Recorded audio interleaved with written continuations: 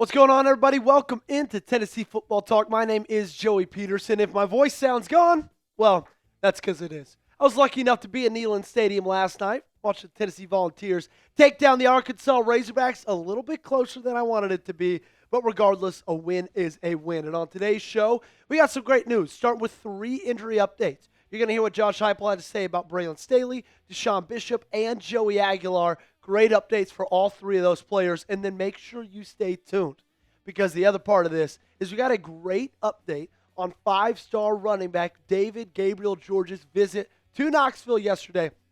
He had some glowing things to say about the Tennessee Volunteers. Very, very hopeful that that 2027 stud ends up in Knoxville, Tennessee. Before we get any further, it is Week 8.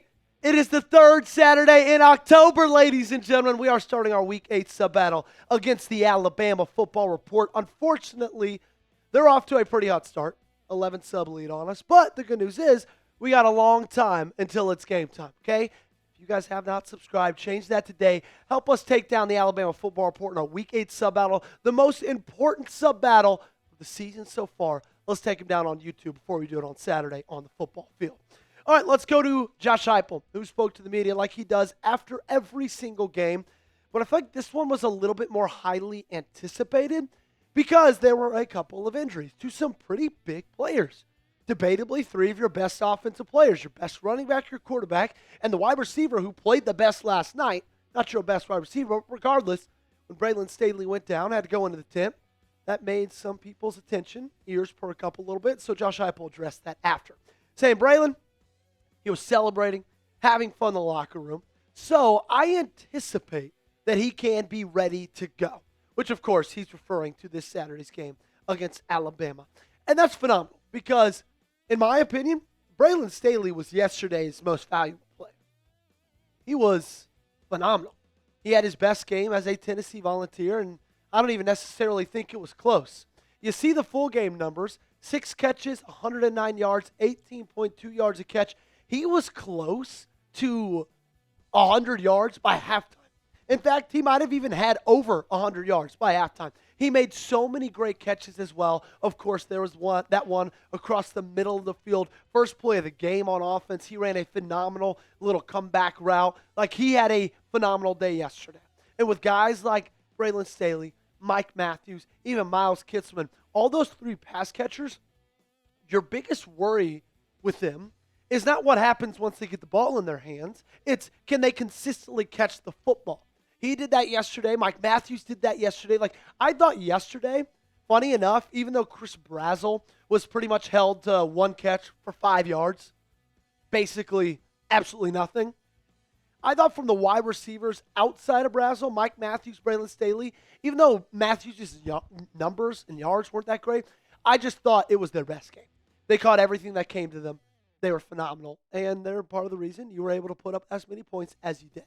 I want you to let me know, who was the MVP against the Arkansas Razorbacks?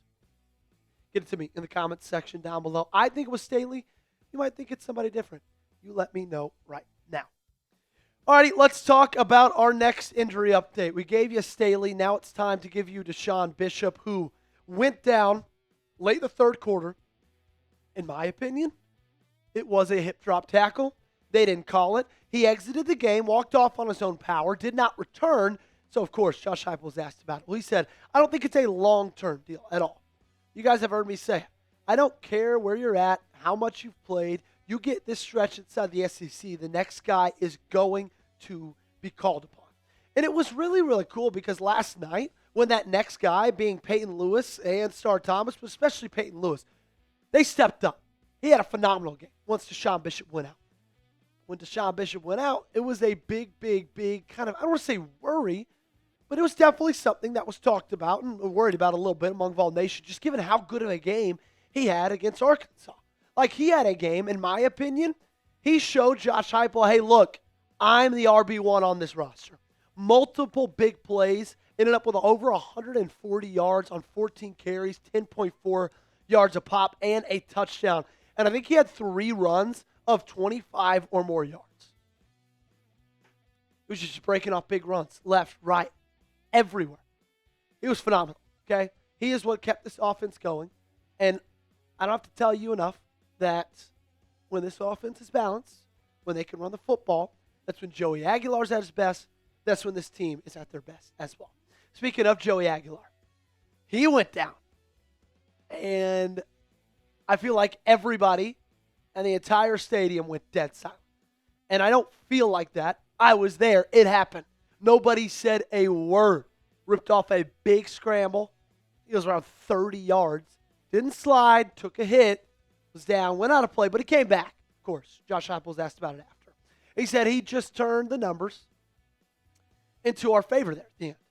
Want him to get down once the play is over. Just knock the wind out of himself. So in that way, it's positive. But I would like him not to take that hit at the very end. And I could not agree more. Joey Aguilar, I feel like last night showed, excuse me, every single video, Gage. It's ridiculous.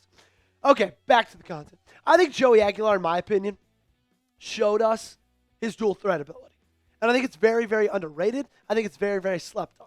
But I also think he showed us a little bit of Hendon Hooker last night in his ability to not slide. If you remember in 2022, Hendon took like way too many hits than he needed to. It was ridiculous. It was frustrating.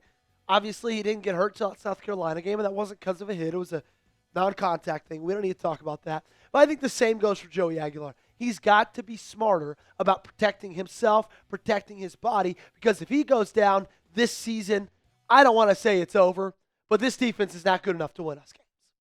He had a good game. It was nothing like phenomenal. Like, he made a couple throws where I was like, wow, that was amazing. Missed a couple throws, made some good plays with his legs, extended some plays. He just had a good game.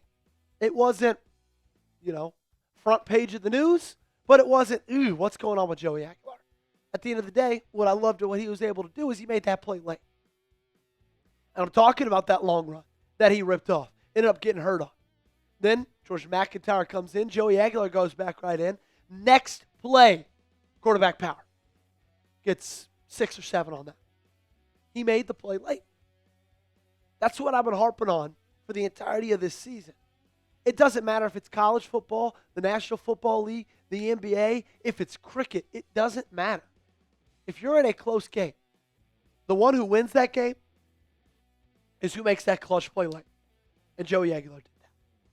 Greatest game against Arkansas for me. A, B, C, D, or F in the comment section down below. I would give him probably like a B plus. Not an A, but I give him somewhere pretty good. You let me know yours in the comment section down below. Don't go anywhere. Up next, we got an update on the 5-star running back, David Gabriel-Georges' visit to Tennessee. Had some really great things to say about it. Can't wait to tell you about it. For that, I can't wait to tell you about this awesome deal that you guys should take advantage of. I was in the airport this morning. My flight left Knoxville like 6 in the morning. Landed back in Dallas at 7:30 Central. Regardless, I saw a couple guys with this hoodie on. So it looks like the word is spreading. Right? Little Frank Sinatra starts spreading the news. They got great deals. $22. That's all this hoodie costs. If you go to chatsports.com/UT hoodie, I'll put that link in the comments. I'll put that link in the description. I need you to take a look at it and take advantage of that yourself. So the Tennessee Volunteers did something very, very cool with David Gabriel-Georges. I don't know if you guys know this about him, but he's originally from Canada. So his parents, they speak, not Canadian. I got you there if you said Canadian. They speak French. And they were with him on this visit, and I'll just let Mr. Matt Ray or David Gabriel-Georges explain the rest. He said it was a great visit. What was different about that visit was that I had my family with me. It was nice just being able to sit around and talk with my parents, even if my parents, speak French, because we had someone with us that was able to translate for them. So, getting to know this place more and getting to know the coaches more, it really meant a lot. And it was really helpful for them to have a translator with us for my parents, just so they were able to understand better. It made them be able to communicate with the coaches easier. And in my opinion, this is a genius move by the staff. So much of the recruiting is not just recruiting the kid, it's recruiting the parents as well. And I'm not saying Tennessee's the first one that's going to do this.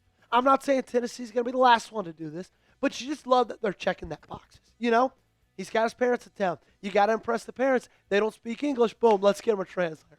It seems like an easy thing to do, but at the end of the day, I'd rather them do it than not. The kid's special, right? He's got everybody's attention. Mine as well. I'd be lying if I told you my neck wasn't craning from time to time, trying to check him out in the visitor section, see if I get my eyes on him. And it wasn't just what happened with his parents that he appreciated. He just loved the game and the atmosphere itself. So the atmosphere was really great. It was a lot louder than the other schools she has been to, talking about his mom and having a great fan base. It was great for her to see that. They all use their running backs a lot. And I see that they're able to use 3 backs a lot. And number 18 had a really great game. It was just showing me everything that they have told me about, how they use their running backs a ton. In my opinion, he saw a great atmosphere. Was it the best atmosphere? No, not by a long shot. I want him to come back for an even bigger game as soon as possible. If they can get him back for Oklahoma, get him. If you could already get him on the books for Alabama next year, get him. Get this kid back when there's 101,000. You got a top 10 team in the country, and Neyland Stadium's rocking all night long. That's going to do it for today's show. I got to start drinking some tea, get the voice back. I'll be back tomorrow with another video. Make sure you guys follow me on social media. I'm like 23 Twitter followers away from 1,500, so make sure to hit me up over there. I'm on TikTok. I'm on Instagram. And I'm right here every single day on Tennessee Football Talk. If you have not subscribed, you got to change that right now by hitting that sub button.